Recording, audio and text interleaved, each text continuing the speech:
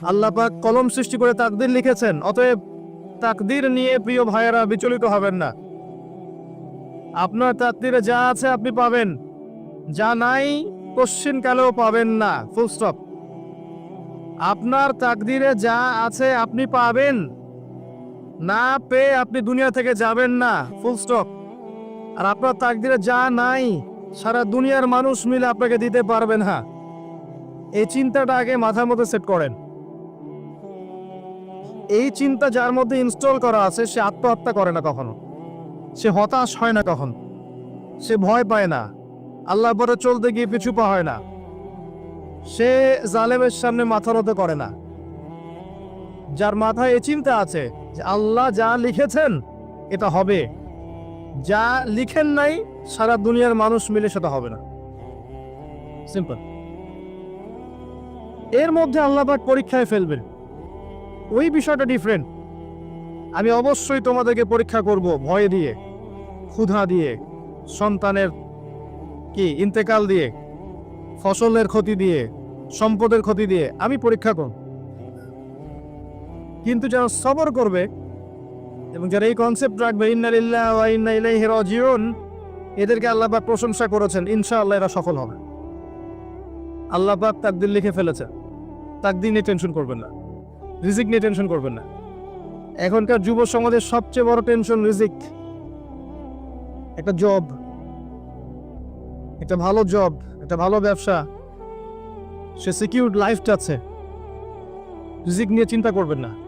আপনার কাছে যে রিজিক আছে এটা আপনার কাছে আসবেই ইনশাআল্লাহ। হয়তো সময় লাগছে কিন্তু আপনার কাছে আসবে ইনশাআল্লাহ তাআলা। আপনি হালালের উপর থাকবেন, ন্যায়ের উপর থাকবেন, আপনি অন্যায় পথে রিজিক সার্চ করবেন না। আপনার তাকদিরে যে রিজিক আছে আপনার কাছে আসবে ইনশাআল্লাহ। এবার আসেন, আল্লাহ পাক এরপরে সৃষ্টি করেছেন মহাবিশ্ব, এই পুরো মহাবিশ্ব। তাকদির লিখার পরে মহাবিশ্ব কয় দিনে? ফি সিত্তাতি আইয়াম, 6 দিনে। মাত্র 6 দিনে আল্লাহ পাক পুরো মহাবিশ্ব সৃষ্টি করেছেন।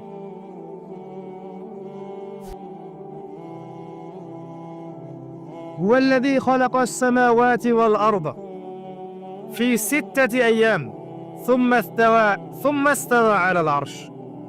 সূরা হাদীদের মধ্যে একটা আছে, তিনি সে আল্লাহ যিনি এই মহাবিশ্ব সৃষ্টি করেছেন 6 দিনে, এরপরে আরশের উপর সমাসীন হয়েছেন। আল্লাহ পাক এর একদিন আমাদের একদিনের মতো নয়, বরং কিয়ামতের মাঠে যেদিন আমরা দাঁড়িয়ে থাকব এই দিনটা হবে আল্লাহর হিসেবে 50,000 বছরের সমান। মানুষ অস্থির হয়ে থাকবে, বিচার শুরু হচ্ছে না কেন। অপেক্ষা করা কাজটা খুব যন্ত্রণাদায়ক, তাই না? কারোর জন্য অপেক্ষা করা, অপেক্ষা করে আছেন, 1 ঘন্টা পর আসবে, এলো না, আপনি অস্থির হবেন। 2 ঘন্টা পর এলো না, 10 ঘন্টা পর এলো না, আপনি অস্থির হবেন, পায়চারি করবেন, বই পড়বেন, নাস্তা খাবেন, হাঁটাহাঁটি করবেন, আপনি ব্যাকুল হয়ে যাবেন। অপেক্ষা করা একটা ডিফিকাল্ট কাজ। কিয়ামতের মাঠে মানুষ 50,000 বছর অপেক্ষা করবে, বিচার শুরু হচ্ছে না কি জন্যে। সবাই গিয়ে ধন্না দিবে, প্রথমে আদম আলাইহিস সালাম, তারপরে নূহ আলাইহিস সালাম, ইব্রাহিম, মূসা, ঈসা আলাইহিমুস সালাম। আল্লাহর কাছে একটু সুপারিশ করেন, বিচার যেন শুরু হয় অ্যাটলিস্ট। কেউ কিচ্ছু করতে পারবে না, কারণ সবাই বলবে ইয়া নাফসি, ইয়া নাফস। দূর থেকে একজনের আওয়াজ আসবে, যিনি ইয়া নাফসি বলছেন না, যিনি বলছেন ইয়া উম্মতি, ইয়া উম্মতি। সবাই তার কাছে যাবে এবং তিনি আমাদের নবী মুহাম্মদ রাসূলুল্লাহ সাল্লাল্লাহু আলাইহি ওয়াসাল্লাম সিজদায় পড়ে যাবেন এবং তার উম্মার জন্য সুপারিশ করবেন। উম্মার কবিরা গুনাহগার ব্যক্তিদেরকে সুপারিশ করে তিনি জান্নাতে নিয়ে যাবেন ইনশাআল্লাহ। আল্লাহ তাকে ওয়াদা করেছেন, হে নবী, তোমার উম্মতের কোনো ব্যক্তি যদি শিরিক না করে আমার সামনে উপস্থিত হয় আমি তাকে মাফ করে দেব ইনশাআল্লাহ। হাদিসে কুদসির মধ্যেও আছে যে হে আদম সন্তান, তুমি যদি দুনিয়ার সমান পাপ নিয়ে, আসমান জমিন সমান পাপ নিয়ে আমার সামনে দাঁড়াও, কিন্তু আমার সাথে কাউকে শরীক করনি, তাহলে আমি আল্লাহ তোমার সামনে আসমান জমিন সমান ক্ষমা নিয়ে উপস্থিত হব ইনশাআল্লাহ।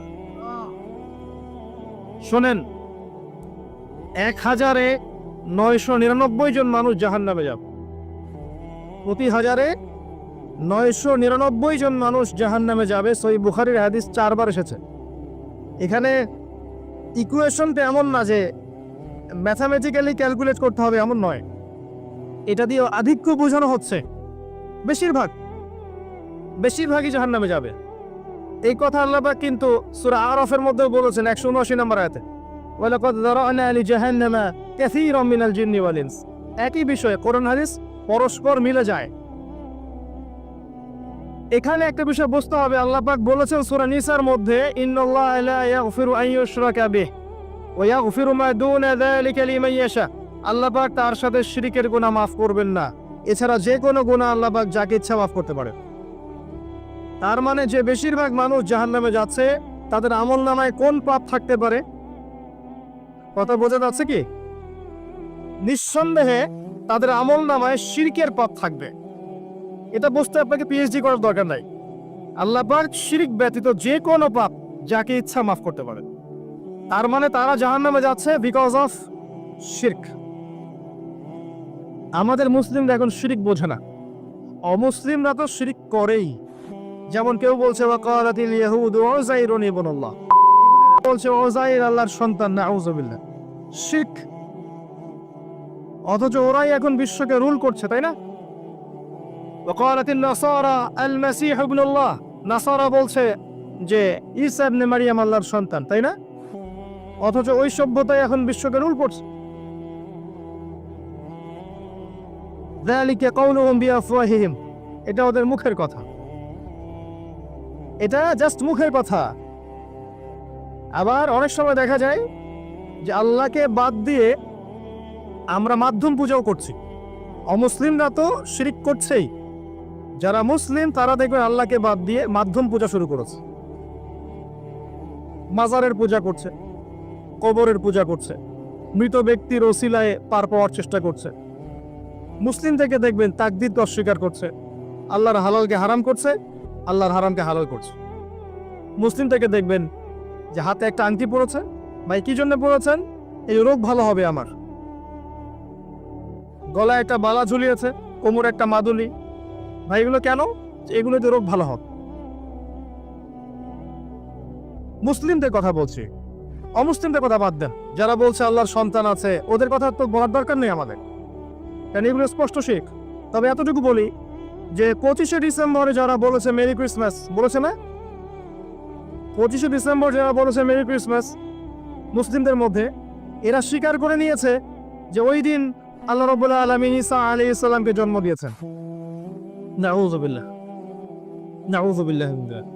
আর এটা এত বড় একটা কথা, এই কথা যদি আসমান জমিন আর পাহাড় শুনে রিয়াক্ট করতে পারতো, থরথর করে কেঁপে ভেঙে যেত ওরা। সূরা মারিয়ামের শেষের দিকে পড়ে দেখা, وقالوا اتخذ الرحمن ولدا لقد جئتم شيئا إدا تكاد السماوات والأرض يتفطرن منه وتنشق الأرض وتخر الجبال هدا। পরেন অর্থটা, আসমান জমিন পাহাড় যদি এই কথা শুনে রিয়াক্ট করতে পারতো, এরা চৌচির হয়ে যেত। এত বড় একটা কথা বলেছো তোমরা, ঈসা আলাইহিস সালামকে আল্লাহ পাক জন্ম দিয়েছেন, নাউযুবিল্লাহ।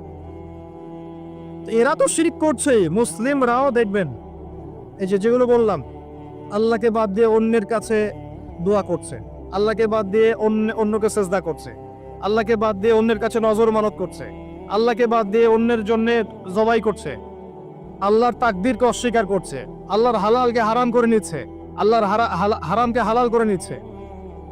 দেখবেন মুসলিমরা করছে। এবার মুসলিম জেনারেশন, এমন একটা প্রজন্ম বের হয়েছে এখন ইয়াং জেনারেশনের, তারা বলছে যে এই মহাবিশ্ব বিগ ব্যাং থেকে সৃষ্টি হয়েছে, আল্লাহ বলতে কিছু নাই। আপনি বোঝেন কি কারণে প্রতি 999 পিপল জাহান্নামে কেন যাবে? কারণটা কি? শিরক। আর এই শিরকটা হচ্ছে আপনার চিন্তায়, আপনার কথায় এবং আপনার কাজে।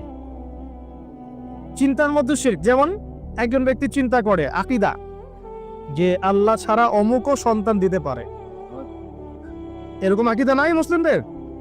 আছে। একজন বলছে আল্লাহ কল্যাণের মালিক আর শয়তান হচ্ছে অকল্যাণের মালিক। কথাটা শুনতে খুব ভালো লাগে না? অকল্যাণ হয়তো আল্লাহর পক্ষ থেকে আসে না, আল্লাহ পবিত্র, অকল্যাণ শয়তানের পক্ষ থেকে আসবে। ব্যাপারটা কেমন? ভালো মন্দ, কল্যাণ অকল্যাণ, দুঃখ কষ্ট সুখ সবকিছু কার পক্ষ থেকে আসে? এমন নয় যে ভালোগুলো আল্লাহ দেন, অকল্যাণগুলো শয়তান দেয়, নাউযুবিল্লাহ। এরকম আকীদা আছে মানুষের। কিছু মানুষ বলছে তাকদীর বলতে কিচ্ছু নাই, মানুষ নিজেই তার কর্মের নিয়ন্ত্রণ। সে কিছু মানুষ বলছে যে ভাগ্যই সব, মানুষের কাজের কোনো স্বাধীনতা নাই। মানে ভাগ্যই সব, আমার কাজের কোনো স্বাধীনতা নাই, আমি কলের পুতুল। চুরি করেছো কেন? আল্লাহ তাকদীর লিখেছে তাই। সুদ খাও কেন? ঘুষ খাও কেন? রিলিফের মাল মেরে খাও কেন? আল্লাহ তাকদীর লিখেছে তাই। এরকমও কিছু মানুষ আছে। প্রত্যেক পদে পদে আপনি শিরক পাবেন। আপনি আল্লাহকে ছাড়া সেজদা দেখতে পারবেন, আল্লাহকে ছাড়া মানুষ নজর করছে, মানত করছে, কসম করছে, কুরবানি করছে, সেজদা করছে, দোয়া করছে এবং ওসিলা পূজা করছে যে আল্লাহ বাদ দিয়ে অমুকে আমাকে পরকালে পার করিয়ে দিবে। নাউযুবিল্লাহ বলছেন ঠিকই, কিন্তু আমাদের দেশের বহু মানুষের আকীদা এমন যে আমাকে পরকালে পার করায় দেওয়ার লোক আছে, সমস্যা নাই। শোনেন, পরকালের প্রতিটা সুপারিশ আল্লাহর ইখতিয়ারে। একজন শহীদ, আল্লাহর পথে শহীদ, তিনি কিন্তু সুপারিশ করবেন, কিন্তু তিনি নিজের ক্ষমতায় করবেন না আল্লাহর ক্ষমতায় করবেন? আল্লাহর ক্ষমতা। আলেম, হাফেজ, আল্লাহর পথের যারা মুজাদ্দিদ ছিলেন, আল্লাহওয়ালা আউলিয়া মানুষ, নবীগণ, সিদ্দিকগণ, সুহাদা, সুপারিশ করবেন নিজেদের ক্ষমতায় না আল্লাহর ক্ষমতায়? আকীদা স্পষ্ট না থাকলে তখন আমল করতে গিয়ে শিরক হয়ে যাবে। আর শিরক হলেই কি হবে? ওই যে বললাম, প্রতি হাজারে 999 জন মানুষ জাহান্নামে যাব। এবার আসেন, আল্লাহ পাক মহাবিশ্ব সৃষ্টি করেছেন কয়দিনে? এই কিয়ামতের মাঠ কত বছর হবে? কে সেজদা করবেন, সুপারিশ করবেন আমাদের জন্য? মুহাম্মদ সাল্লাল্লাহু আলাইহি ওয়াসাল্লাম। এবার আসেন, যে নবী আমার জন্য সুপারিশ করবেন, যেই নবী আমার জন্য হাউজে কাউসারে দাঁড়িয়ে থাকবেন, যেই নবীকে আমাকে কবরে দেখানো হবে এবং জিজ্ঞাসা করা হবে মান হাযা রাজুল বুইসা ফীকুম, কতজন যুবক, কতজন মানুষ আর কতজন মুসলিম মুহাম্মদ সাল্লাল্লাহু আলাইহি ওয়াসাল্লামের এই সুন্নাহগুলো আমরা মেনে চলি?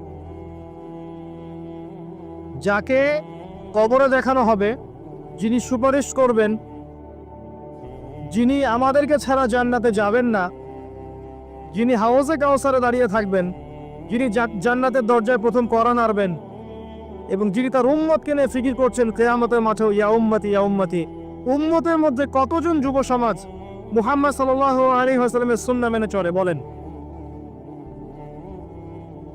মুহাম্মদ সাল্লাল্লাহু আলাইহি ওয়াসাল্লামের উম্মাহ এখন ম্যাক্সিমাম মানুষ নামাজ পড়ে না। মুহাম্মদ সাল্লাল্লাহু আলাইহি ওয়াসাল্লামের উম্মার মধ্যে ম্যাক্সিমাম মানুষ এখন কোরআন পড়তে জানে না। মুহাম্মদ সাল্লাল্লাহু আলাইহি ওয়াসাল্লামের উম্মাহ হয়েও আমরা কোরআনের অর্থ বুঝি না, কোরআনের হুকুম আহকাম মানি না, তার সুন্নাত নিজেদের ব্যক্তি জীবনে, পারিবারিক জীবনে, সামাজিক জীবনে অ্যাপ্লাই করি না। বরং তার আদর্শ মেনে চললে আমাদেরকে মনে হয় আমরা পিছিয়ে পড়েছি। কোন মুখ নিয়ে আমরা তার সামনে দাঁড়াবো এটা ফিকির করতে হবে। আল্লাহ পাক মুহাম্মদ সাল্লাল্লাহু আলাইহি ওয়াসাল্লামকে বলবেন কিয়ামতের মাঠে। সূরা ফুরকান নিয়ে আলোচনা হচ্ছিল না? ওই সূরাতেই আছে। আল্লাহ পাক বলবেন যে তোমার কওমের কি হয়েছিল, কিভাবে বিভ্রান্ত হলো তোমার কওম। নবী সাল্লাল্লাহু আলাইহি ওয়াসাল্লাম শিকায়াত করবেন, ইন্না কওমি ইত্তাখাযু হাযাল কুরআনা মাহজুরা। শিকায়াতটা শোনেন, শিকায়াতটা শোনেন। নবী সাল্লাল্লাহু আলাইহি ওয়াসাল্লাম বলবেন, আমার কওম হে আল্লাহ কোরআনকে পরিত্যাগ করেছিল, আমার কওম হে আল্লাহ কোরআনকে পরিত্যাগ করেছিল। কি করছি কোরআন কেন্দ্রিক আমরা? কতজন কোরআন পড়তে জানি? হাত উঁচু করেন দেখি। মাশাআল্লাহ। নামা সংখ্যা অনেক, আলহামদুলিল্লাহ। এবার বলেন কতজন কোরআনের ভাষাটা বুঝি? হাত উঁচু করেন দেখি। কোরআন পড়েন মাশাআল্লাহ। আয়াতুল কুরসি মুখস্থ আছে কয়জনের? হাত তুলুন। সবার মুখস্থ আছে। এবার বলেন কতজন অর্থ জানেন আয়াতুল কুরসির অর্থ? এটা পরিচিত আয়াত বললাম, একদম পরিচিত। 4-5 জন। দেখেন, ইন্না কওমি ইত্তাখাযু হাযাল কুরআনা মাহজুরা। যে কিতাবের ভিতরে ঢুকতে পারিনি আমরা, তার হুকুম আহকাম বিধিবিধান কেমন করে বাস্তবায়ন হওয়া সম্ভব বলেন? আল কোরআনের আলো যে ঘরে ঘরে জ্বালাতে চাই আমরা, প্রত্যেক ঘরের মানুষ যদি কোরআন না পড়ে না বোঝে কিভাবে জ্বলবে আমাকে বলে? শুধু স্লোগান দিয়ে জ্বলবে? শুধু শোডাউন করে জ্বলবে? আইওয়াশ করে জ্বলবে? আর এই জ্বলানোর দায়িত্ব কি সবার আগে রাষ্ট্রের না ব্যক্তির? ব্যক্তি ঠিক হচ্ছে না, রাষ্ট্রের দিকে আঙুল তোলার কি দরকার? আসসালামু আলাইকুম আ রহমতুল্লাহ। সকল প্রকার ভিডিও পেতে আমাদের চ্যানেলটি সাবস্ক্রাইব করে রাখুন। আমাদের চ্যানেলে ইসলামিক ভিডিও আপলোড করা হয়, সকল প্রকার ওয়াজ, গজল, ইসলামিক ভিডিও আপলোড করা হয়। ইসলামিক ভিডিও পেতে আমাদের চ্যানেলটি সাবস্ক্রাইব করে রাখুন।